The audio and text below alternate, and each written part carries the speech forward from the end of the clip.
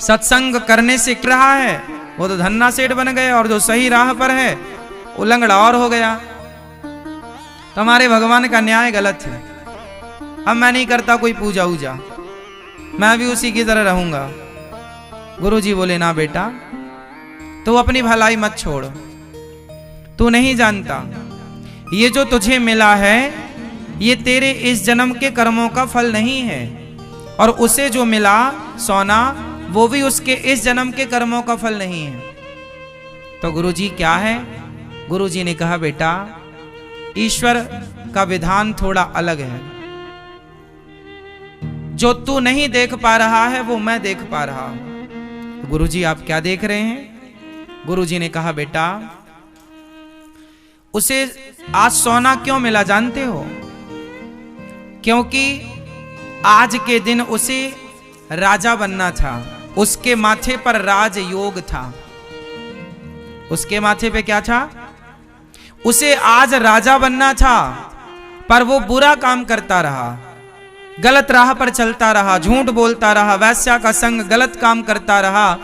तो उसका जो राजयोग था वो पिछले जन्म के पुण्य से राजयोग था। उसे कोई बढ़िया पुण्य कभी किया होगा, पर उसने इस जन्म में गलत काम कर लिया, तो उस गलत काम से उसका राजयोग हो गया समाप्त। पर थोड़ा सा उसे राजयोग तो था ही, राजा मतलब उसे सोने के खजाने मिलने वाले थे, तो उसे भगवान ने जरा सा सोना देकर उसका राजयोग टाल दिया। उसे बहुत सारे खजाने मिलने वाले थे, लेकिन उसे कितना सा सोना मिला? जरा सा। पर तुम्हें क्या लग रहा है? उसे तो सोना मिल गया। उसे बहुत मिलने वाला था, पर उसके पाप से वो राजयोग समाप्त हो गया और जरा सा उसे मिला। और तुम्हें लोहे की कील पांव में क्यों घुस गई? तुम तो भले आदमी थे, अच्छा काम करते थे। बेटा, आज के दिन तुम्हारी मृत्यु थी, आज तुम्हें मरना था, तुम्हारी आयु इतनी ही थी। चूंकि तुमने पुण्य किया, कभी किसी का दिल नहीं दुखाया, सदा सच्चाई और अच्छाई मार्ग पर चले हो, तो भगवान ने तुम्हारी मृत्यु को लोहे की कील घुसा करके टाल दे रहे हैं कि तुम्हारा वो मृत्यु जरा से पीड़ा, जरा से दर्द में टल गई। मृत्यु थी पर वो जरा से में टल गई। पर तुम्हें क्या लगा? अरे हम तो अच्छे आदमी थे, पर हमें तो लोहे की कील घुस गई, इतना कष्ट। अरे आप सोच नहीं सकते कि आपके जीवन में कष्ट कितना था, पर कितना सा हुआ। आप ये क्यों सोचते हैं कि वो बहुत पापी है, बहुत गलत आदमी है, फिर भी महाराज जी देखो वो धन्ना सेठ हो गया। हाँ, वो और करोड़पति होने वाला था, पर बुरे काम किए ना तो उसका माइनस हो गया, सब पुण्य डाउन हो गया। हर व्यक्ति सुख या दुख अपने आपको क्या लगता है कि हम तो आज अच्छा का, हमने आज तो महाराज जी किसी के साथ गलत नहीं किया, फिर भी हमारे साथ गलत हो रहा। हाँ, आज नहीं किया ना, पिछला भी तो आपके संग है। आप ये क्यों भूल जाते हैं कि आपका केवल यही जन्म नहीं है, इसके पिछला भी प्रारब्ध आपके साथ है। उदाहरण से समझो, एक ही तारीख में दो बच्चे पैदा हुए। 1 जनवरी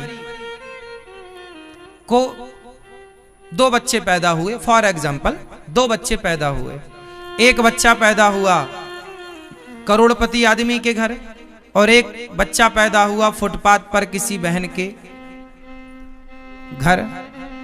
जो करोड़पति के घर पैदा हुआ वो तो सोने के झूले में झूला झूलता है, सोने के चम्मच से दूध पीता है, और जो यहाँ फुटपाथ पर पैदा हुआ है उसकी माँ के पास लकड़ी का झूला तक नहीं है। साड़ी इस तरफ बांधती है, पेड़ पर उस तरफ बांधती है, साड़ी पर लिटाकर बच्चे को झूला झुलाती है, पीठ पर बांध लेती है बच्चे को, मजदूरी करती रहती है। एक ही समय पर एक ही तारीख में 2 बच्चे पैदा हुए, पर एक जन्म लेते ही सोने की चम्मच से दूध पी रहा है, और एक के पास लकड़ी का पालना तक नसीब ना हुआ। ऐसा होता है कि नहीं?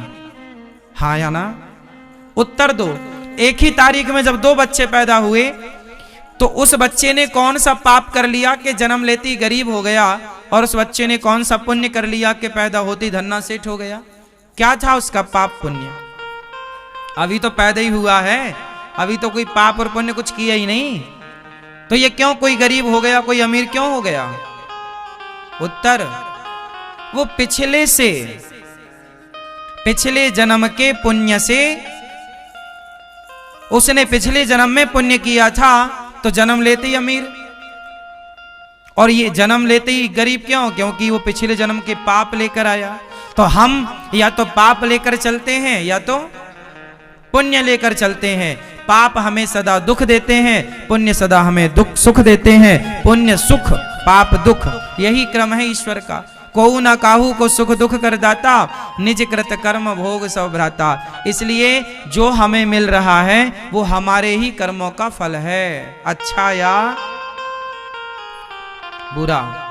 इसलिए हमें कभी ईश्वर पर दोष नहीं लगाना चाहिए, किसी और को दोषी नहीं ठहराना चाहिए कि तुम्हारे कारण ऐसा हुआ, तुम्हारे कारण। जो हो रहा है वो विधाता की मर्जी है, होना ही है वो।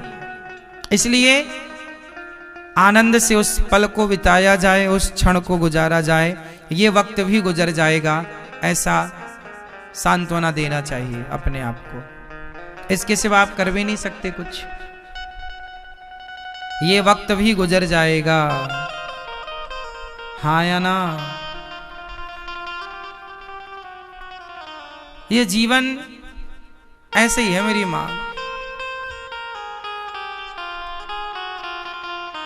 ऐसे ही है संसार।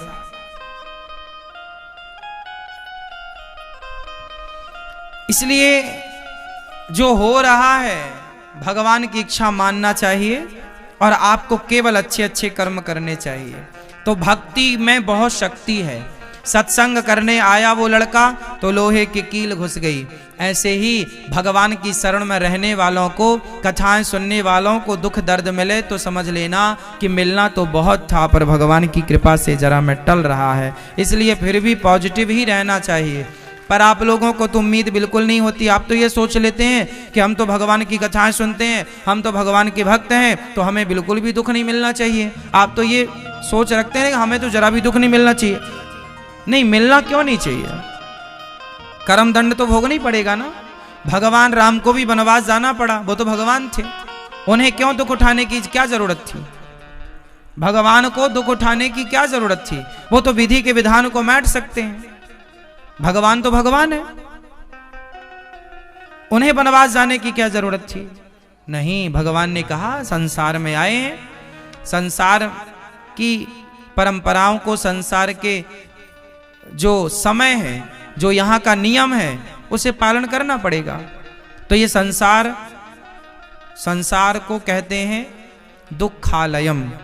ये दुख का संसार है, यहाँ आए हो तो दुख उठाना पड़ेगा। इसलिए भगवान की शरण में रहने वाला उस दुख में भी सुख ही रहता है।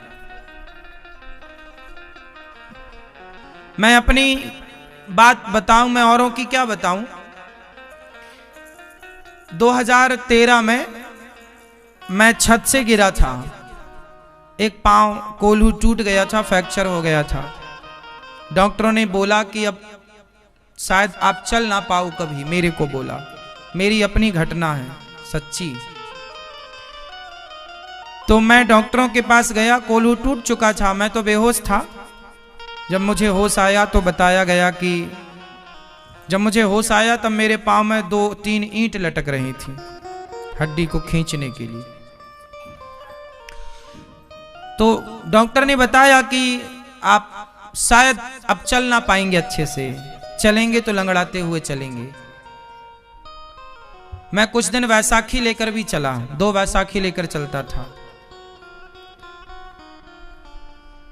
फिर भी मैं प्रसन्न था, खुश था।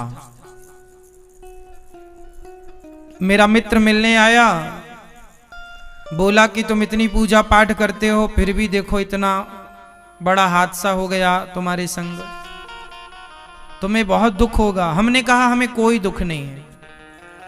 हमने उससे कहा कि ये बताओ, हम 20-25 फीट ऊपर से गिरे थे, मर भी तो सकते थे, हाँ या ना? पर मरे नहीं। अच्छा, दोनों पांव टूट जाते तो क्या कर लेते, पर टूटा भी एक। तो हमने कहा कि ये तो भगवान की बहुत बड़ी कृपा है कि मेरे जीवन में आया। मेरी मृत्यु जो आई थी, उस मृत्यु को भगवान ने एक जरा से फ्रैक्चर में टाल दिया। तो ये कृपा है ईश्वर की। चलो माना कि लंगड़ाता रहूंगा तो फिर भी तो जीवन की यात्रा एक पांव से कर लूंगा। पर भगवान की कृपा, जब जीवन में ये संतोष था, भगवान से शिकायत नहीं थी तब भी कि तुमने ऐसा क्यों किया। 2 महीने तक तो बिस्तर पे ही रहा, कोई शिकायत नहीं। भगवान की कृपा से बाद में जब अंतिम एक्सरा हुआ तो डॉक्टर ने बोला कि आप बिल्कुल ठीक हैं। और मैं उसी लंगड़ापन की हालत में मैं बैसाखी लेकर चित्रकूट चला गया और चित्रकूट में कामतानाथ जी की परिक्रमा लगाई उसी लंगड़ापन में। और भगवान की कृपा फिर ऐसी हुई कि बहुत जल्दी वैसाखी भी चली गई और भगवान की कृपा से मैं फिर स्वस्थ पूर्ण रूप से हो गया। कबड्डी भी खेल लेता हूँ, दौड़ भी लेता हूँ और पांव बिल्कुल ठीक हो गया, मजबूत हो गया। कृपा भगवान की है। हम जरा जरा बातों में ना परेशान हो जाते हैं, शिकायत करने लग जाते हैं, ऐसा क्यों, ऐसा क्यों, ऐसा क्यों। हमें भगवान के विधान पर भरोसा नहीं होता। वो जो 2-3 महीने का टाइम पीरियड था जब बिस्तर पर आप थे, उस समय नेगेटिव थॉट आने पॉसिबल, संभव थे, स्वाभाविक थे, आती हैं। उस समय आपकी सोच बिल्कुल अपोजिट हो जाती है, अलग हो जाती है। उस दौरान अपने को संभालना होता है, उस दौरान अपने को पॉजिटिविटी से भरना होता है। उस समय ईश्वर पर विश्वास की आवश्यकता ज्यादा होती है। अभी तो देखो हम लोगों को सबको ईश्वर पर विश्वास है, पर जीवन में जब संघर्ष होता है, जीवन में जब कष्ट आता है, मुसीबत आती है, उस समय जब आपका ये विश्वास बरकरार बना रहे तब आपकी जीत हो जाती है, तब आप जीत जाते हैं कि आपका विश्वास उस समय भी नहीं टूटा जिस समय में आप पर संकट आया। इसलिए भगवान के भरोसे रहना चाहिए मेरी माँ, भगवान के ही आश्रित रहना चाहिए। जब मैं ऊपर से गिरा और बच गया तो मेरे मन में एक सवाल आया कि मैं बचा क्यों, मर भी तो सकता था। तब मुझे इस प्रश्न का उत्तर नहीं मिला था कि मैं बचा क्यों। फिर मुझे अब उस प्रश्न का उत्तर मिल गया। यदि मैं तब मर जाता तो शायद भगवान मुझे जिंदा रखे थे तो मेरे से कोई काम कराना चाहते थे, और वो काम था वृद्ध माओं की सेवा, अन्य क्षेत्र की सेवा। ये जो सेवाएं चल रही हैं, ये सेवा शायद भगवान इस शरीर से कराना चाहते थे। इसलिए उस समय भगवान ने, मृत्यु तो थी, मैं मर ही तो गया, और गिरा मतलब मर भी सकता था। बगल में बड़ा पत्थर था, पत्थर पर ना गिर के माटी में गिरा। तो बचाया, तो बचाने के पीछे उद्देश्य था ना ईश्वर का। तो समझ लो कि आप लोग यदि इस संसार में हैं तो ईश्वर के किसी उद्देश्य की पूर्ति के लिए आप सब हैं। और वो उद्देश्य की पूर्ति क्या है? वो ईश्वर आपसे कोई काम कराएंगे। यदि आप, जैसे माता कौशल्या है, माता कौशल्या के आने का उद्देश्य इस संसार में क्या था? केवल राम जैसे पुत्र को जन्म देना। स्वामी विवेकानंद जी की मां का इस संसार में आने का उद्देश्य था स्वामी विवेकानंद जैसे पुत्रों को जन्म देना। जन्म दिया, अपना काम पूरा किया, चले गए। हर व्यक्ति इस संसार में आया है तो अपना कोई ना कोई उद्देश्य लेकर आया है। आप भी आए हैं ना, तो कोई ना कोई उद्देश्य है आपका। अब आपको पता हो या ना हो वो अलग मैटर है, लेकिन हर व्यक्ति के आने का हेतु है, कारण है, उद्देश्य है। आप क्यों आए हैं इस संसार में? इसलिए इस प्रश्न को अपने आप से पूछिएगा कि आप क्यों आए हैं। क्या समाज के साथ बुरा करने आए हैं, या समाज की सेवा भला करने आए हैं? दूध पीने या शराब पीने आए हैं? क्या करने आए हैं? मेरा तो क्लियर है कि संसार में मैं आया हूं सेवा के लिए, और वही सेवा का कार्य दास अनिरुद्ध कर रहा है। मेरा आना सार्थक हो गया। आने का जो उद्देश्य होता है प्रत्येक प्राणी का, वो यही होता है कि हम किसी के काम आ जाएं। बस इस संसार में आने का मूल उद्देश्य है कि हम किसी के काम आ जाएं, हम देश के काम आ जाएं, हम समाज के काम आ जाएं, किसी काम हम आए बस। अब आप